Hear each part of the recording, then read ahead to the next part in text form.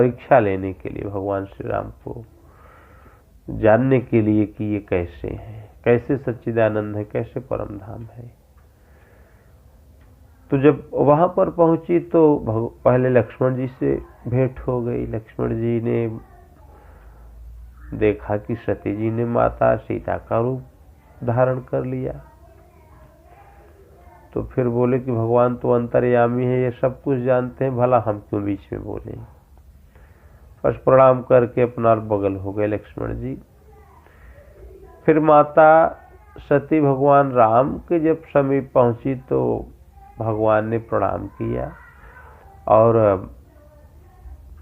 माता सती से कहा कि अरे माता, भोलेनाथ कहाँ है, वृषकेतु कहाँ है, आप अकेले वन में क्यों टहल रही हैं। सती जी चौंक गई कि अरे ये तो यहाँ तो सब ये पोल खुली खुलाई है, यहाँ तो कुछ छुपा ही नहीं है।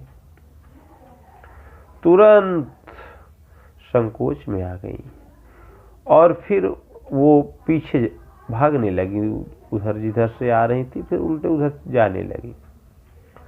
तो अब तो भगवान की माया देखना ही था उनको। तो भगवान ने थोड़ा सा अपना लीला वहां पर दिखाया उनको कि वो सच्चिदानंद परम धाम कैसे है। तो माता सती जी इधर जा रही थी, उधर से राम, लक्ष्मण और सीता जी चले आ रहे थे। फिर वो मारे संकोच के उधर न जाकर दूसरी दिशा में गई तो उधर भी देखा कि राम, लक्ष्मण और सीता जी चली आ रही उधर से। फिर पूरब गई, पश्चिम गई, वहां भी वही दृश्य। फिर आंख बंद करके देखा उन्होंने। तो फिर जब आंख बंद करके देखा तो हृदय में भी प्रभु श्री राम, माता सीता, लक्ष्मण सब दिखाई पड़ रहे थे। तो फिर कुछ देर बाद वो दृश्य समाप्त हुआ। फिर वो भाग के गई भगवान शिव के पास और परीक्षा उन्होंने सीता जी के रूप में लिया था। सती कीन सीता कर भेषा। भगवान श्री राम के समीप जब गई तो वो सीता जी के स्वरूप को, भगवान माता सीता के रूप को बनाकर गई थी भगवान के सामने। तो फिर भगवान शिव जी के पास जब पहुंची तो भगवान शिव ने पूछा कि क्यों ले लिया परीक्षा। बोले नहीं नहीं, परीक्षा नहीं लिया, आप जो कह रहे थे वही सही है, ये सच्चिदानंद परम धाम है भगवान। भगवान शिव ने सोचा कि इतनी तपाक से गई, कोई परीक्षा लिया ही नहीं इसने, आखिर कर क्या डाला। तो तब शंकर देखे उधरी ध्याना, सती जो कीन है चरित सब जाना। भगवान शिव ने ध्यान धर के देखा कि आखिर में सती ने किया क्या। तो भगवान चौंक पड़े कि अरे, इन्होंने जगत जननी माता सीता का रूप धारण कर लिया। तो फिर भगवान शिव ने प्रतिज्ञा किया कि यही तन सती भेंट अब नाही, शिव संकल्प कीन मन माही। इस तन में तो अब हमारी तुम्हारी ये जो व्यवस्था है वो नहीं चल सकती पति पत्नी की। क्यों? क्योंकि तुमने हमारी जगत जननी माता का रूप धारण कर लिया इस शरीर से। इसलिए तो भगवान ने कुछ बताया नहीं, लेकिन आकाशवाणी जरूर हुई कि भगवान शिव से कि आपके अलावा और कौन ऐसी प्रतिज्ञा कर सकता है, किसके पास ऐसी क्षमता है। तो फिर उसके बाद धीरे धीरे कुछ दिन बाद सती जी जान भी गई कि ये क्या इन्होंने संकल्प किया है। और फिर दक्ष के यज्ञ में जाकर उन्हें अपना प्राण त्यागना पड़ा। फिर उसके बाद पार्वती के रूप में हिमाचल नरेश के यहाँ उन्होंने जन्म लिया और नारद जी को सूचना मिल गई कि ये सती जी ने हिमाचल नरेश के यहाँ जन्म ले लिया है। तो पहुंच गए महाराजा हिमवंत के यहाँ। तो हिमवंत जी महाराज ने कहा कि उस समय बहुत बड़े ज्योतिषाचार्य थे नारद जी। तो वहाँ पहुँचे तो हिमवंत महाराज ने कहा कि महाराज जरा इसकी कुंडली तो देखें, इसका नामकरण कर दें, जरा राशि बता दें, इसका भविष्य कैसा है ये भी सब बता दें। तो नारद जी ने कहा कि देखो ये उमा, अंबिका, जगदम्बा ये सब इसके नाम होंगे, और ये जगत जननी होगी, जगत की माता होगी, इसका विवाह जिससे होगा वो जन्म मृत्यु से रहित होगा। बहुत सब गुण बताया उन्होंने। फिर बताया कि माता इनकी हाथ की जो रेखाएं और जो कुंडली इनकी बता रही है वो सब उसमें थोड़ा सा दोष है कि जिससे इनका विवाह होगा वो जोगी होगा, जटाधारी होगा। तो जोगी जटिलय काम मन, नग्न मंगल भेष, आस स्वामी यही कहाँ मिलही, पड़ी हस्त रेख। इसका पति जोगी होगा, जटाधारी होगा, अमंगल भेष, हड्डी फुड्डी लटकाए, नग्न एक कोई टुकड़ा लपेटे रहेगा, भस्म वगैरह लगाए रहेगा, ऐसा स्वामी इसको प्राप्त होगा। माता पार्वती मैना ने कहा, पार्वती जी की माता जी, माता मैना ने कहा कि देखो नारद जी, कुछ भी हो जाए ऐसे लड़के से तो मैं अपनी लड़की का विवाह कभी नहीं करूंगी। तो फिर माता पार्वती जी ने समझाया कि माता, कर्म लिखा जो बाउर न हो, जब हमारे कर्म में ही पगलंठे लिखा है तो तुम संग मिटहि के विधि के अंका, मातु व्यर्थ जनि लेहु कलंका। क्या तुम जो विधाता ने लिख दिया है हमारी किस्मत में, क्या तुम उसे मिटा सकती हो? क्या तुम भाग्य के लेख को उसको बदल सकती हो? अब भारी मन से भगवान नारद जी ने कहा कि माता एक और विकल्प है कि जो कब तक करे कुम्हारी तुम्हारी, भावी हूँ मेट सकहि त्रिपुरारी। यदि पार्वती तपस्या करें तो ये भगवान, ये जो लक्षण दिखाई पड़ रहे हैं ये भगवान शिव में भी पाए जाते हैं। तो यदि ये शिव जी की तपस्या करे तो पति रूप में ये शिव को प्राप्त कर सकती हैं। बस पार्वती जी लग गई भजन में, और कुछ ही समय हुआ था भजन में लगे कि सप्तऋषि भगवान शिव ने भेजा कि जरा देखो पार्वती जी की श्रद्धा कैसी है, लगन कैसा है। तो सप्तऋषि आए, पार्वती जी से कहा कि ये तपस्या आप किस लिए कर रही हैं, आप कौन हैं? तो बताया उन्होंने, मैं हिमाचल नरेश की पुत्री हूँ और सदैव पति रूप में शिव को प्राप्त करना चाहती हूँ, इसलिए मैं ये तपस्या कर रही हूँ। तो सप्तऋषियों ने कहा कि शिव जी के पास है क्या, क्यों उनके लिए इतने तपस्या की क्या आवश्यकता है? अरे आप, ये उपदेश आपको किसने गढ़ दिया? तो बोले नारद जी ने। बोले अच्छा ठीक है। तो फिर कुछ बोला नहीं, चले गए वो लोग। दूसरी बार फिर आए तो पार्वती जी अपना भजन में लगी रह गई,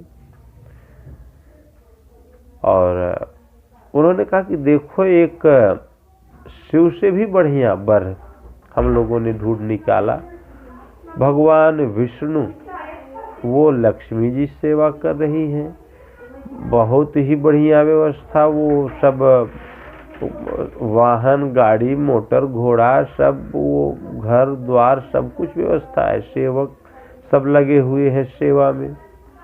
और शिव के पास है भी क्या, एक बूढ़ा सा बैल है, उससे भी डोलते हिलते नहीं बनता, बस अपना वो सवारी वही है उनका। न रहने के लिए घर है, न भोजन की व्यवस्था है। वो 24 घंटे बस भांगे धतूर खाते हैं। वहाँ तो कुछ खाने पीने की भी व्यवस्था नहीं है। पहनने के लिए यही रुद्राक्ष मिलेगा और वहाँ कोई व्यवस्था है नहीं। फिर माता पार्वती ने कहा कि देखिए सप्तऋषियों, ये मान लिया कि भगवान शिव सभी अवगुणों की खान है, तो विष्णु सकल सदगुण भवन, शंभु सकल अवगुण भवन, विष्णु सकल गुण खान, जही कर मन रम जाहि सन, ताहि ताहि से काम। मान लिया भगवान शिव सभी दुर्गुणों की खान है, मान लिया विष्णु सभी सद्गुणों की खान है, लेकिन जिसका मन जिससे रम जाता है उसको उसी से मतलब होता है। कृपया हमें भजन करने दें। फिर सप्तऋषि चले गए। तीसरी बार फिर आए सप्तऋषि, तो कुछ हालचाल माता जी से पूछा। फिर बोली देखो माता पार्वती से उन्होंने कहा कि देखो ये नारद का उपदेश सुनकर ये किसी का घर बसा वसा नहीं है। नारद जहाँ पहुँच गए हैं खुरापात ही किया है उन्होंने। देखो ये दक्ष को 1000 लड़के और साधु बना दिया, सब लड़कों को साधु बनाकर ये वन का रास्ता पकड़ा दिया है।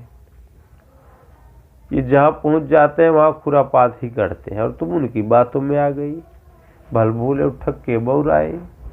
भला नारद का उपदेश सुनकर किसका उद्धार हुआ है, जो तुम नारद के वचनों में इतनी तल्लीनता से लग गई हो।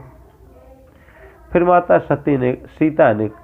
माता पार्वती ने कहा कि देखिए सप्तऋषियों, गुरुदेव के प्रति आप कृपया अनर्गल प्रलाप न करें, निरर्थक बातें न करें। क्यों? तो तजौन नारद करे उपदेशो, आप कहें 7 बार महेशो। अगर भगवान शिव 100 बार आकर कहें तब भी मैं नारद जी का उपदेश नहीं त्याग सकती। क्यों? क्योंकि गुरु के वचन प्रतीत न जेहि, सपने हूँ सुगमन सुख सिद्धि तेहि। जिनको गुरु के वचनों पर विश्वास नहीं होता उन्हें स्वप्न में भी सुख नहीं होता। इसलिए आप लोग हमें गुरुदेव की महिमा न बतावें, आप अपना काम करें, हमें अपना काम करने दें। और अगर आपसे ये शादी विवाह के बिचवई किए बिना नहीं रह जाता सप्तऋषियों, तो वर कन्या बहुत है संसार में, वहाँ चले जाओ। ये हमको बार बार डिस्टर्ब मत करो, हमको भजन करने दो। फिर सप्तऋषियों ने माता पार्वती जी को प्रणाम किया, अपने स्थान को गए। माता पार्वती ने भगवान शिव को अपने तपस्या से पति रूप में प्राप्त किया। तो ये मनुष्य का कर्म, मनुष्य का भाग्य, मनुष्य भाग्य का गुलाम नहीं होता। मनुष्य अपने कर्मों के द्वारा अपने भाग्य को बदल सकता है, उसमें क्षमता है। भगवान राम ने कहा, बोले तुम्हें संसार भर का पाप लगा हो, तब भी सन्मुख जीव होई मोहि जबहि, जन्म कोटि अघनाशहु तबहि। जीव केवल मेरे शरण में चला भरावे, मेरे शरणागत हो भर जाए तो करोड़ करोड़ जन्मों का पाप लगा हो, केवल करोड़ों जन्म तक केवल पाप ही किए हो, तब भी वो पाप तुरंत नष्ट हो जाता है। अपिचेत सुदुराचारो भस्ते मामनन्य भाग, साधु रेव समन्तव्य सम्यक व्यवस्थितो ही सह। दुराचारियों से भी कितना भी बड़ा दुराचारी हो, वाल्मीकि और अंगुली माल का सरदार ही क्यों न हो, किंतु अनन्य भाव से यदि भगवान की शरण में हो गया तो वो साधु ही मानने योग्य है। इसलिए गरुण सुमेरु रेणु समता ही, राम कृपा करि चितवा जाहि। गरुण जी कहते हैं, काकभूषुंडी जी महाराज गरुण जी से कहते हैं कि गरुण जी, यदि हमारे सर पर सुमेरु पर्वत आने वाला है, अगर हमारे भाग्य में ऐसा लिखा हुआ है तो आएगा जरूर, क्योंकि वो हमारे कर्मों की कमाई है। किंतु यदि हम भगवान के शरणागत हैं, भगवान की शरण में हैं, तो वो भारहीन होकर निकल जाएगा, हमें पता ही नहीं चलेगा। इसलिए एक परमात्मा के प्रति समर्पित होकर मन क्रम वचन छाणी चतुराई, भजत कृपा करी है रघुराई। मन से कर्म से वचन से छल छदम त्याग दो, एकदम निर्मल मन जन सो मोहि पावा, मोहि कपट छल छिद्र न भावा। भगवान के सामने जो हृदय में हो वही जुबान पर होना चाहिए, ऐसा साधक ही सफल होता है। और हृदय में कुछ और है, जुबान पर कुछ और है, तो ऐसा साधक कभी सफल नहीं हो सकता है। इसलिए सर्वधर्मान परित्यज्य मामेकं शरणं व्रज, अहम त्वा सर्व पापे विमोक्षयिष्यामि मा शुचः। अर्जुन, सारे धर्मों की चिंता को त्याग दे, एकमात्र मेरी शरण में हो जा, मैं तुझे संपूर्ण पापों से मुक्त कर दूंगा। तो इसलिए आप भाग्य के गुलाम नहीं हैं, भाग्य आपकी दासी है। कर्मों से मनुष्य अपने भाग्य का उसमें परिवर्तन कर सकता है। वाल्मीकि जी पता नहीं कितनी हत्याएं कर दिया उन्होंने, कितने को लूटपाट डाला, किंतु जब भगवान के भजन में अनुरक्त हो गए तो फिर अपने जमाने के पहले नंबर के दस्यु अपने समय के प्रथम पहले नंबर के ब्रह्मर्षि के रूप में प्रतिष्ठित हो गए। तो इसलिए सब लोग भजन करो, ये मत सोचो कि हमने क्या पाप किया है क्या पुण्य किया है। पाप पुण्य की करे न आशा, सो पहुँचे रघुनायक पासा। सब करो, जो करते हो सब करो। ये